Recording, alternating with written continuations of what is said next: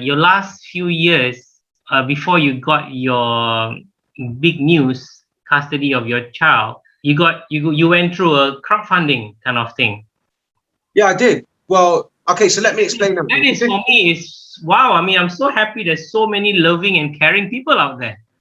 Exactly, it's wonderful, and that actually, for me, that was two things there. That one, of course, it provided the funds for me to be able to continue on to fight, but two, it gave me a moral boost, and it made me feel so blessed and so loved, and it made me it re-energized me and recharged my batteries, and thinking like, wow, like, maybe this fight that I'm doing is a just fight, it is a good fight, and if it wasn't, then why are so many people willing to support? And at the time when we did crowdfunding, we're going through COVID, right? We're in MCO, and everyone is. And I'm so grateful to all those people that sort of put their hand in their pocket. How many thousand of people supported you? Do you have a number?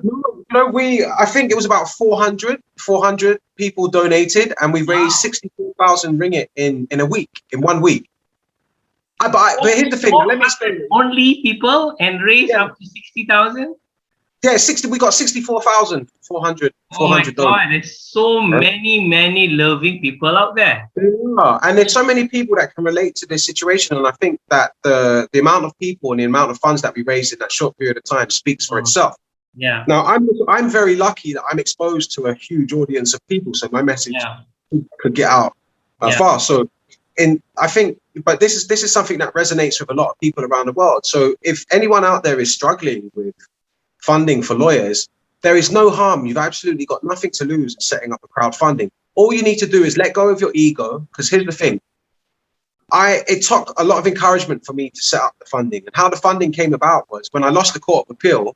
I was out of money. I didn't have the money to go to the federal court. I was beaten, I was defeated, and I was ready to give up. And then, my Instagram followers and the public were just messaging me and saying, Joey, set up crowdfunding. We want to support. And to be honest with you, my ego was getting the better of me. And I was like, no, I'm not going to set up crowdfunding, because then I'm basically taking donations from strangers and I'm bearing out all that I'm broke and I've spent all my money on this. And after a few days, I kind of let go of my ego on the matter. I realized to myself, you know what, if I don't do this, then I don't actually have any way to move forward in my situation. So let me try it. Yeah. And let me see, who knows? Maybe we might raise 100 ringgit. Maybe we might raise 100,000 ringgit. Who knows? And we surprisingly we raised 64,000 ringgit, right? So it was a huge booster, and it helped us all. Bro, when you told me that, I was really shocked and of course happy. Like, wow, imagine there's so many caring people out there. So this is what we're going to do, Joey. One, for over 4 months since we opened, we are only 4 months old, and we are already come out paper, TV, radio, talk show, and so on. And we have received a lot of support. And the best part is this: we have more and more lawyers calling Malcolm, and want to be a panel, a volunteer, and so on. So we are in the midst of very tight screening process, because what FRAM wants to propose to the legal fraternity is that there should be a ceiling price. Like in any country, you have a benchmark of professional fees of accountant, auditors. They based on a certain benchmark. So lawyers are also in a professional fraternity. They're professionals. So you can't be charging $1 to $1 million. I think, do you know what would be great with that? If you could create this pool of lawyers who have empathy for this situation, who would agree with you and say, look, I'm willing to form and be a part of this community of lawyers who are willing to take on work for a parent who's separated from their child at a ceiling price, as you mentioned, right? So they can all make this vow that, look, I can't financially give, I can't give that, but how I can show support to this cause is by saying that, look, for your case, for a custody issue, I would not charge more than this amount, and you could pay me over this period of time, which would make, being able to pay for your legal fees somewhat easier, Yes. Yes. So that would be ideal. That would be fantastic. And I think, yeah. you know, it would be commendable for the lawyers that actually did that. And it would be great thing. It would be a great thing for any parent, be it a father or a mother, to know that, look, if they're facing this issue, that money isn't really an issue, because there is this body of people out there who care about your situation, who are going to do things not because they want to make money, but they can't do it for free, because ultimately, you know, everybody needs their rice bowl at some things. But if they're willing to do it at a very discounted price, and maybe there could even be, like, imagine, you know, like, for instance, there could be a screening process where, you know, the lawyers meet the clients and they want to make sure it's in it for the right reasons and isn't being malicious and isn't just trying to use the lawyers for free. No, they go through the screening process and see, well, look, this parent is in the right place. This is a loving parent. This is a parent that doesn't deserve me to do this work for them at this hugely discounted price to ensure that they do have a relationship. I think that would be fantastic. I mean, what you have gone through and the people who love and care about and empathize with your situation prove that there are loving, caring people out there. So two things that we're going to do on the lawyer end, like what I mentioned just now, we are trying to screen lawyers who support FRAM. Basically, they support family bonding. You know, they do not believe in separating a child from either parent, either mother or father, and they're willing to let go of their boutique lawyer fee. You know, the ceiling price, because everybody have to survive, have to living, so no problem. That is one. So if we can reach a certain ceiling price where it's affordable, and at the same time at the same time we will try to participate in crowdfunding, and fathers who are a member of FRAM are vetted, meaning a genuine case. So maybe the strangers out there who are loving will be more confident in sponsoring a father who are acknowledged by the association. Yeah, I think that's a great way to start, and especially if you had this Fathers' Rights Association of Malaysia and crowdfunding. Because I don't know if you can now, you know, like Instagram has allowed you to set up crowdfunding. You can actually have a crowdfunding on your actual Instagram. It's a feature now embedded into Instagram, where you can create a post and there's an option to make a crowdfunding post, and they will put the details there and they'll put a link to where the payments could be made and stuff. This would be good for FRAM to have such a thing where, you know, it's almost like an endorsement to say that, look, FRAM is behind this father, and this father is fighting for a good cause, and, you know, our pool of people and the people who we can reach out to take note, because if you would like to support a good cause, then, you know, Father A or Mother B or Daddy C is looking for support, and we're behind them. So yeah, it's like you say, it's almost like a seal of approval. You are a celebrity, so people know you, where you're from, what's your background, and so on. And people have been following you, so they know what's been happening for the past 3 years. So I think you got very fortunate on that sense. But how about a guy who doesn't know, who are not famous, who doesn't he's just a guy, you know? But with the certification or acknowledgement by the association, the public will have confidence, you know, that this guy is doing a genuine crowdfunding, a genuine loving father who needs help, you know. And furthermore, the reason how we can help the lawyers to reduce their price is because we have a solution for these lawyers. Because see, there's a lot of administration work. Pending a hearing is just time. But before that, you have to prepare so many things. But the thing is this, it's on child custody, on child maintenance. So it's almost like a format that is already there, and you just have to change here and there.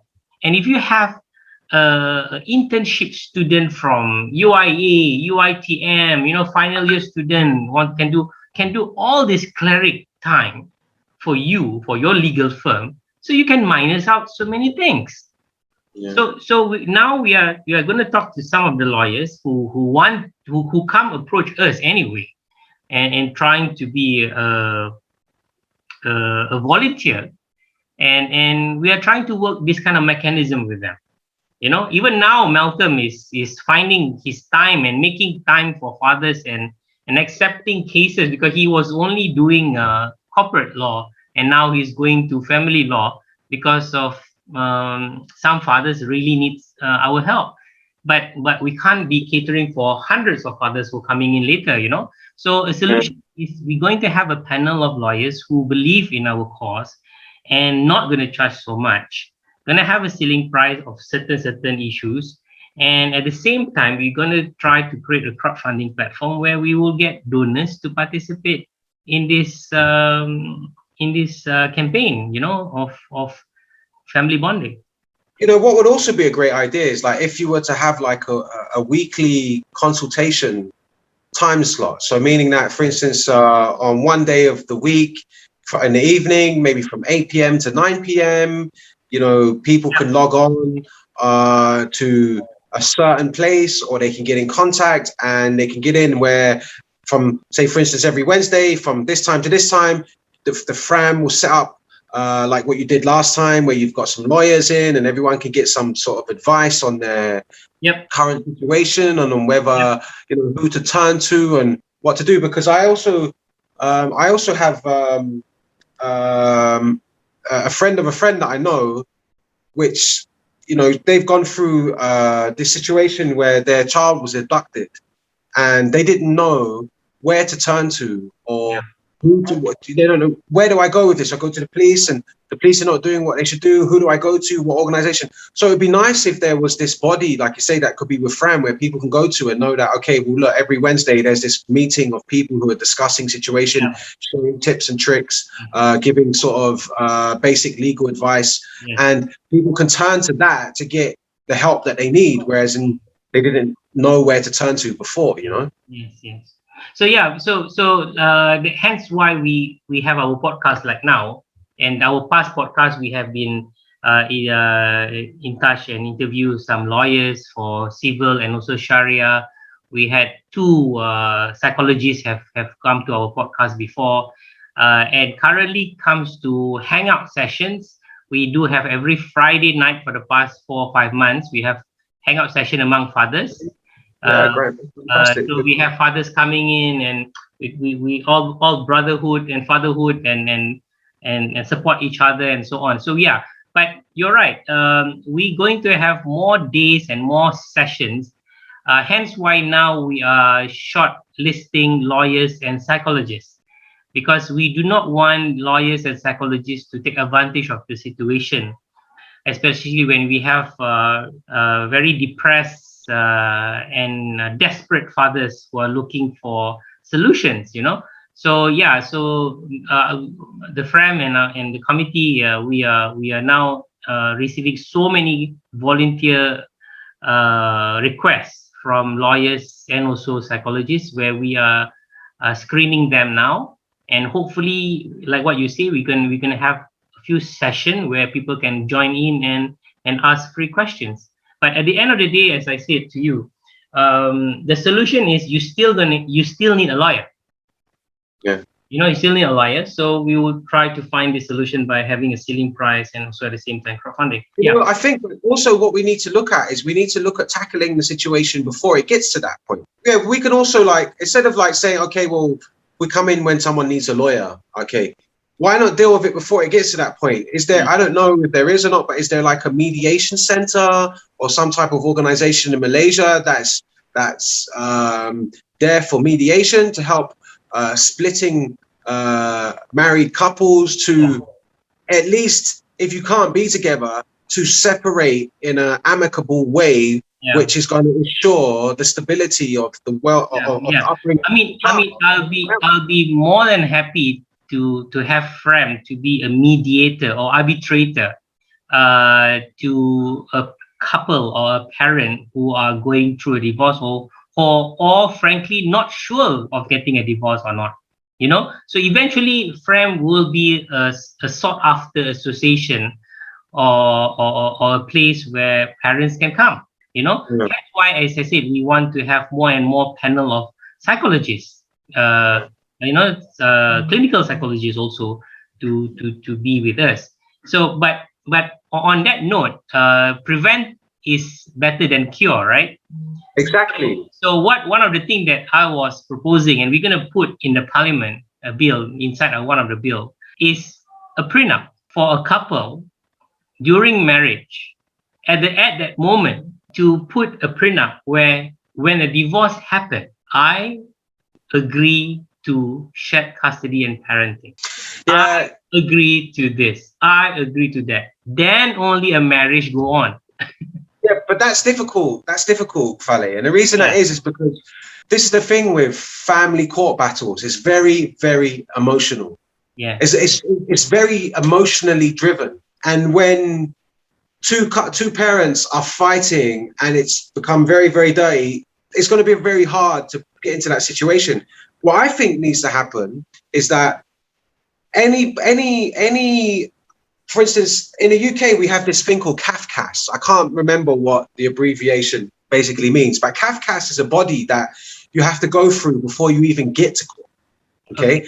And what CAFCAS is all about finding ways to solve the problem of separation without having to go through the court process. And they offer mediation. They offer alternative routes going into court. Now, what I think would be great is that if, let's just say, there is two people separating or two people have made an application to put into a divorce, the court should then have that application sent to a body who can then look at this and say, well, right, look, let's go over to this couple. Let's meet with them. Let's see if we can get them to mediate. But also at the same time, let's explain to them the highs and the lows of going into a court battle and what the victories can be, but what also the pitfalls can be. And to be honest with you, I think that if people knew that going into it, they may be a bit more reluctant to not go down that path. Yeah. Because if you know what lays ahead of you, because I think a lot of people don't really know what sort of lays ahead of them when they're going into. Yeah. Well, we of course we don't have that organization, but before any couple go for court hearing, they have to go for mediation in the court registrar. So same goes to Sharia. We have to go to court mediation, and the registrar of the court will explain to us the high and lows. You know, if you go to hearing, and obviously most of the time the mediation doesn't work, and the couple still go to hearing. But yeah, it's a good body to have when we can be a neutral body to listen to a couple's having problem, you know. I believe there are some couples who willing to share their problems with us, and as I mentioned to you before, I have a wife calling me and asking for advice as well, you know, just that the father, the husband is not willing to speak to us. So we have that kind of cases as well. So yeah, I mean, eventually FRAM will evolve, and we need support, and we need ideas like what you have given, and hence we believe that all our effort will come to a bigger hope, and the hope will become a reality so far. But this thing will be amplified by using the media, like, if, you know, for instance, going to the media and discussing, not necessarily discussing about just the issue of separation and fathers who are being separated from their kid or mothers who are being separated from their children, but to also highlight the issue of that, look, guys, let's not even go down the path of custody. Let's keep this out of the courts, and let's you know, separate amicably. Because here's the thing: if there's one thing I've taken from this experience is this: if anyone asks me for advice, and someone calls me and says to me like, "Hey Joey, you know, I'm about to embark on a custody battle," you know what I will say to them? You know what will be my instant response? Do whatever you can. Don't go to court. Keep it out of court. Yes. Do whatever you can to make it amicable, and do whatever you can to separate on good terms, no matter how hard it stabs you or how hard it hits you. I totally agree. Let go of your ego. I will say to you this: when custody battles start out, they start out based on ego. You're right. You're right. Let go of the ego. Think of what's best for the child, and do what's best for the child. And I'm talking about both parents. You know what I mean? Yes, it's one or the other. It's both. And Yeah, we always encourage that whenever we talk to a father, when they are in the verge or not knowing whether they want to break up or not, we always tell them, look, if you need to separate first, don't get divorced, and try to work things out. And we have one committee member, Albert. He always tells fathers to send flowers to their ex-wife and so on. And guess what? One of our father did. And he got better treatment from the ex-wife. He started sending flowers and candies. So I believe there's so many ways for us to settle problem. I mean, I told you earlier I didn't see my daughter for 4 years, and one night, early this year, after 4 years, I missed 4 of her birthdays. 4, 5, 6, 7, 8, 5 years. Oh my God, I missed 5 years of her birthdays. So a few weeks after her birthday, the 5th year that I missed, she's 8 now. And I told my ex-wife, I said, look, I have not been disturbing. I have rights from the court that I'm supposed to get the kids every 2 weeks. I have not used their rights because somehow or other the kids do not want to come back to me. I don't want to know why. I don't want to talk about it, but I just want to spend the 5th birthday with my daughter. Oh, she don't want to come and see. Okay, fine. Can you bring her?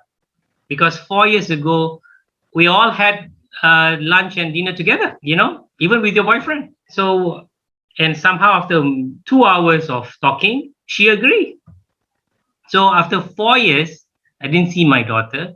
I saw my daughter last February for the first time. And of course, I don't get I don't have much expectation, but whatever it is, I met my daughter, So now, frankly, I still have my court case in Sharia court. It's been 7.5 years. And the thing is, Joey, as I told you before, even if I win, I don't want to be the guy who's taking my kid from their parent. So we're talking about father's rights and what is right and what is wrong. It's very difficult to even make any judgment. But whatever it is, I'm so sure that I don't, because she is so comfortable and complacent staying with her mother. And if I'm going to get this court order, that I can take her, I don't think I want. Because she will definitely be devastated. Yeah, because she's used to living in the new environment with your ex. So that's why I told my ex that, look, if I'm gonna cancel the court, I mean, I'm speaking openly, even in this podcast.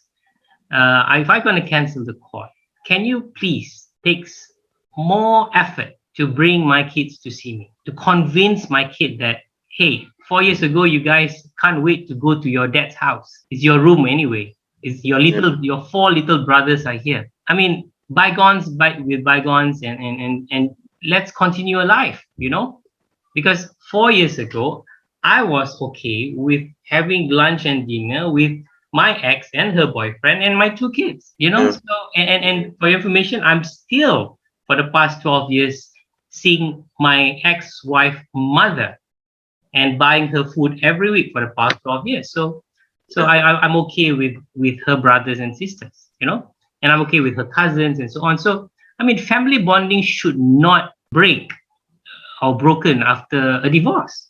Yeah, and it shouldn't come at the cost of a child's relationship with the parent, because your relationship with your child is between you and your child. Exactly. Your ex-wife's relationship with your child is between her and the child. So, and it's the same, right? It's the same for any one person to take away that. Yeah. But last I met them was in February, then MCO and everything. So last month, when I called my daughter, and the first thing she said, instead of "Good morning, Papa," she said, "Have you canceled the court order?"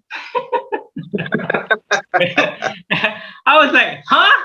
It is on a Sunday. I'm expecting a "Hi, Papa, good morning," and you suddenly become a PA, a secretary to your mother, and remind me why I have not canceled my court order. Well, we certainly know what the topic of conversation is on a Sunday morning at your ex house.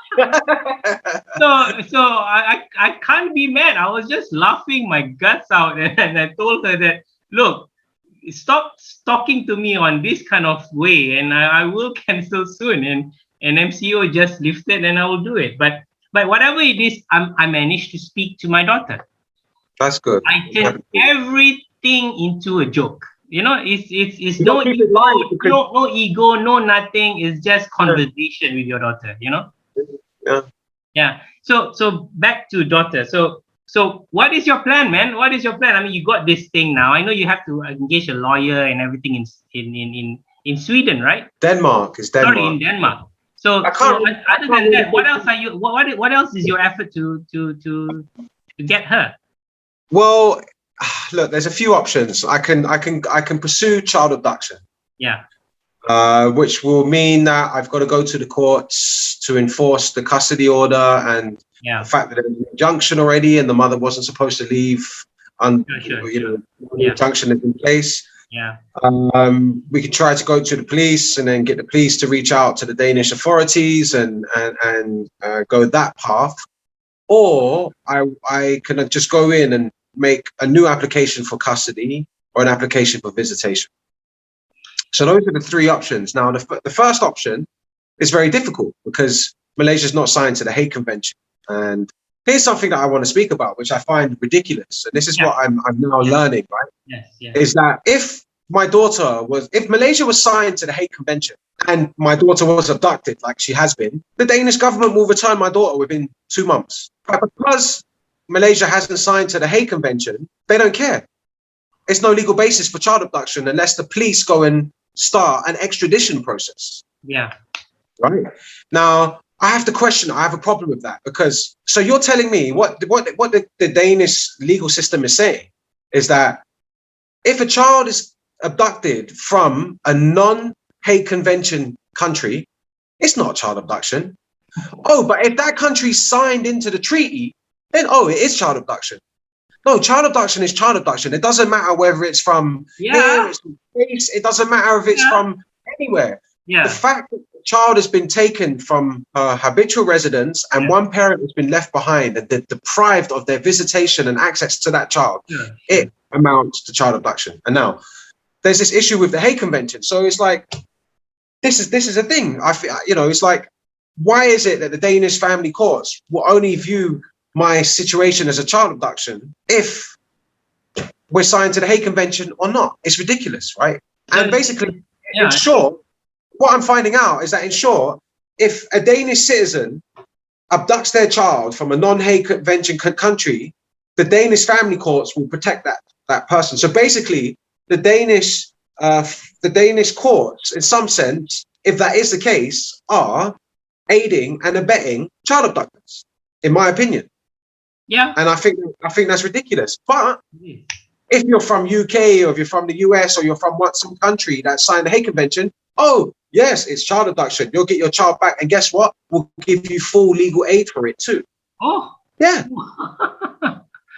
Full legal aid. And so, do you know, I think FRAM needs to take this issue with the government and why Malaysia are not participating in the Hague Convention. I can tell you the reason why already, bro. And it's something that's going to be a big issue and it's not going to get changed in any time soon because it goes against the religion. It goes against the fundamentals of Islam, supposedly. Now, I haven't researched enough to find out specifically what that is, but the fundamentals of Islam and marriage and children in the Sharia law, what the Hague Convention stands for, contradicts that, supposedly. So that's why Malaysia hasn't signed up to it or won't sign into that. I see. And it's a shame. But here's the thing, but someone highlighted to me the other day, I think it was my fiance highlighted to me the other day, she said that actually Turkey is a Muslim country and Turkey is signed to is part of the Hague Convention. Okay. Now, I'm saying that loosely because I don't know. I'm going to have to research that. But if that is the case, Turkey being an Islamic country, then there's a precedent. They've adapted this thing of signing into the Hague Convention. Then why can't other Islamic countries do it? If one Islamic country can do it, why can't another Islamic country do it? You know? Yeah. Going back to what you're saying, but for me with like the Danish stuff, so I've got three options: child abduction, make a new application for custody, or make an application for visitation. But then when you make that application, it will be in the Denmark court, right? Yeah. So now, basically, what it then becomes, it becomes a domestic case. Yeah. So what it basically means is that the 3 years court battle in Malaysia amounts to absolutely nothing at all. Meaning that all that money invested so you can have a relationship with your child, absolutely, is in fact, it's daylight robbery, if you ask me. Yeah. Right. Here's another issue. Like, what ramifications are there for a person? For instance, like I invest hundreds of thousands of ringgit into my legal fees so I can to have a relationship with my child, but the other parent keeps ignoring all the court orders, keep refusing me my visitation, and then eventually runs away and abducts my child. Yeah. Well, what about my investment, right? Because if I say to you, Faleigh, let's start a company, you put in 500,000 ringgit, and then I run off with your 500,000 ringgit, you can go make a police report. I'm going to get arrested. That's a crime. So how is it not a crime when I invest 500,000 ringgit to have a relationship with my daughter, and the mother has ignored all the court orders, refused me any visitation, and eventually has run away with my daughter? So basically my investment amounts to nothing. Now there's no way for me to recover that funds, or there's no ramifications for that. That's an issue. Yeah. wait. But you did mention that can the Malaysian police help you? Here's the thing. I've got to get what we call a recovery order from the court. Okay. And I think the recovery order will enable the police to take the necessary action, but the process of getting Patricia back, or my ex back, from Denmark to Malaysia will involve extradition, and the idea of extradition is a bit iffy. So can we successfully do it? I don't know. I've heard stories about other countries, like my legal firm are telling me that there was a similar situation to mine where a child was abducted to Germany and they were successful in getting a recovery order and getting the child returned from Germany. I don't know why Denmark is of the position that it is, and I don't know why all the legal minds that I've tapped for advice have given me the same picture, and it's pretty much that. Yeah. Then the question now is why the Germany authority is responsive to Malaysian authority, and I don't know why Denmark is not. I really have no idea, and that's something that I think that is something that for us to explore. Yeah. Because I think every country's rules and regulations and laws on this issue differ a little bit, and they implement things in different ways, and some have some type of agreements or some type of relationship. Yeah. Whereas others are a bit more like, no, we ain't gonna do that. That's not the way we do it. I did told you that we are in touch with Fathers' Right Movement America, now in Australia, and after you told me about your case, I did some Googling, and there is, of course, a Fathers' Right Movement in Denmark. Yeah. So definitely, bro. Let's explore this, and let's communicate with the Fathers' Right Movement Denmark. And I believe they have so many advice that they can give us. In fact, that's what now, for me coming to you, I need to come to you for that help, because what I would actually like is I'd like for you to reach out to the Fathers' Rights Association in Denmark on my behalf, explaining my situation and asking if there is anything that the Fathers' Rights Association in Denmark can sort of do. That's why I set up this association. I mean, Jason, our brother, Jason have created a nice bill and submitted to Parliament for shared custody. And what Jason's doing is amazing. And he didn't get much feedback, because maybe he's just one father is trying to do something. So what Jason is giving us now, and Jason is part of us, of course. So Jason give us those paper that he submitted to Parliament, where we are trying to improvise every single angle and add on many more things. And I myself have met the Ministry of Law and Parliament, and show our interest to pass a bill, and we have even the Deputy Minister of Parliament and Law talking about 5 divorce in an hour in Malaysia now. So for the past 2-3 weeks, FRAM has been here and there, and we have sparked many moments and many issues about shared parenting and custody and what's happening with the whole situation of fathers' rights. So yeah, we are there. We are here. We are here to stay. And yes, bro, we will be communicating with Fathers' Right Denmark, and we will call them on your behalf. We are all bros, and we will let's do it. Let's do it immediately. I appreciate that, man. I appreciate it very much, and it's a pleasure to be a part of this group as well. And you know, if there's anything I can do, any type of advice or anything I can share that might help another parent. For now, I just want you to share one message. If your daughter see this podcast, what is your message to your daughter? Well, the message to my daughter, if she was to see this, first and foremost, would have to be, you know, my dear little Sophia, I have missed you and missed you so much. I'm very fortunate that we have Instagram now, and I get to see her grow via Instagram. And it's bittersweet because as much as I love seeing her grow, it also aches my heart that I can't be with her and, you know, experiencing all the things that she's experiencing on her journey through childhood. And I just want her to know that I'm so proud of her.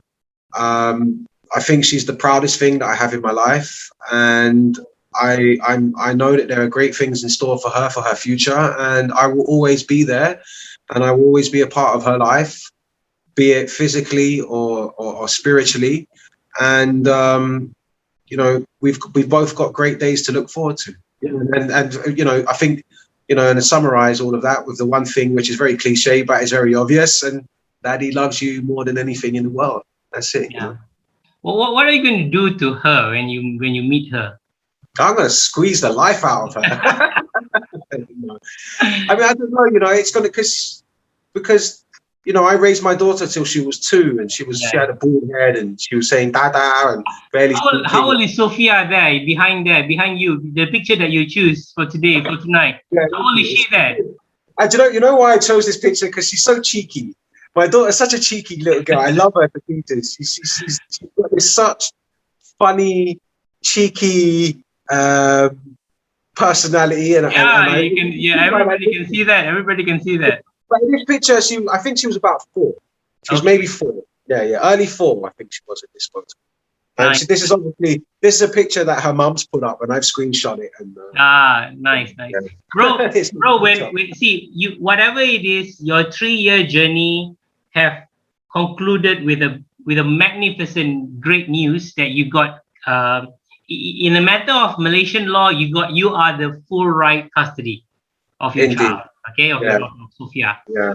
That is one big hurdle that you have accomplished. That is the biggest hurdle. In fact, on this whole part, this marathon that we're running, that's been the only hurdle, the biggest obstacle of all, you know. And now everything is sort of smooth as sailing with a bit of wind resistance. Yeah. But the biggest hurdle has been passed, correct? And I'm so thankful. And before we go any further, I have to thank Lee Kim and Low and Partners, guys. If anyone watching this, I highly recommend the legal firm, Low and Partners, and specifically Lee Kim. So thank you very much for that. Cool. So the next step is Fathers' Right Movement will be communicating with Fathers' Right Movement Denmark. I look forward to that, man. I appreciate that. Bro, Fathers' Right Movement around the world has been around since the 80s, you know. So Malaysia is 4 months old, and yet we have done so much. And we believe that all Fathers' Right Movement around the world are brothers. You know, we are already in touch with 4 countries. You know, and Denmark will be the next one, definitely. You know, and I believe there are many lonely silo mindset fathers who are trying to battle his own case is still out there. Yeah. No, there are lots. There are lots because you know, men don't talk, you know. So I always have more and more podcasts, more and more exposure for FRAM, so that fathers can come to us and tell us their story. And you never know, you know, you never know that we might be able to help them. And once we help a father and we share the moment of joyfulness and happiness, other fathers can see hope. Yeah.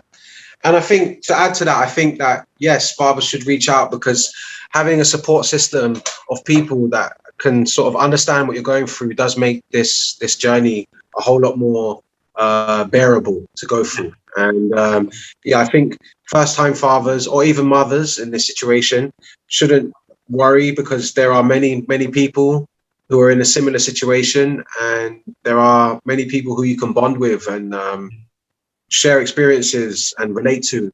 And you know, first and foremost, get in touch with the Fathers' Rights Association of Malaysia and start your journey from there, I think. You know? Thanks, man. So soon, maybe very soon, you will be the host for this podcast also, and have more guests. I'm looking forward to it. Actually, we'll line up some nice things, and we'll get some great content. And oh yeah, and then you're good in Instagram, and maybe FRAM Instagram can be hosted by you live. yeah, definitely. Maybe what we need to do is we set up a FRAM TV or something like that. You know? Yes. I mean, I need all the advice from you. It's your world, you know. So FRAM TV, we go around to everybody. I think what we can do is we can go around and not necessarily just talk about fathers or mothers who are separated from their children, but also highlight mothers and fathers who are doing great jobs. And it would be great to get the perspective, not just from a father who is lost out or a mother who's lost out, but from a couple who are still strongly in love together, who are doing amazing job. Exactly. You know, it's great to hear. I mean, I got moms calling me, hey, you are doing a great job, and she is happily married. I got fathers who also call me, and they're happily married, and they just support FRAM because of our cause, and our cause is family bonding. In fact, some of our posts in our Facebook, I post parenting tips, you know. And it's not just about rights, who win, who loses. Nobody wins, nobody loses. It's your responsibility as a parent. I always tell a couple, you want to get separated, you want to get divorced, up to you. But once you're a parent till you die. You can't break that bond. So with that, Joey, thank you so much for your time. It's been wonderful talking to you. Thank you much, Faleigh. I really, really appreciate it. And I also want to just commend you on the amazing job that you're doing. And I know you've been through your struggles yourself. And, you know, I think your strength and your courage and your resilience shows in the work that you're doing with FRAM. And I wish you nothing but great success going forward. And I wish you to have the most amazing relationship with your children. And you've got my full support. I'm fully behind you. And if at any point you ever need me for anything, I'm just a phone call away, as you know. And we're going to get working on that podcast. It's going to be so cool. It's going to be so cool. You know, you're going to be so cool. So thank you, Joey. So guys, thank you for listening and staying with us. And please do like our Facebook and please share this podcast everywhere. So with that, good evening, everyone, and thank you. Good night, guys.